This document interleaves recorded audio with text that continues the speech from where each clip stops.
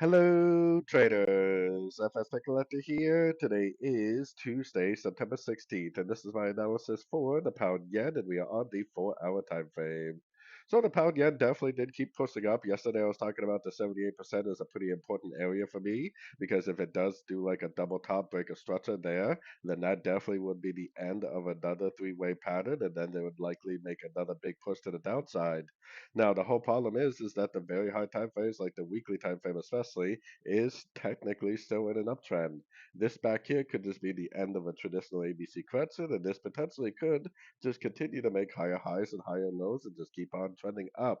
So no matter what your analysis is on, the 4-hour time frame and below, you have to be aware of the very high time frames and the fact that those are definitely still in an uptrend. Going down to the 1 hour time frame, I mean, I personally would still be recommending only longs at the end of pullbacks. Unfortunately, I definitely wouldn't be trying to go long here at the top of a wave coming right up against the 78% fib, but I also wouldn't be trying to go short either. I think the strategy right now would have to be to either patiently be waiting for another three-way pullback to go long again, or the strategy would to be already be long from one of these previous pullbacks and waiting for a proper exit to get out of a long trade. So, anyways, don't forget to check out my website linked over here in the corner. And as always, thank you for watching and happy trading.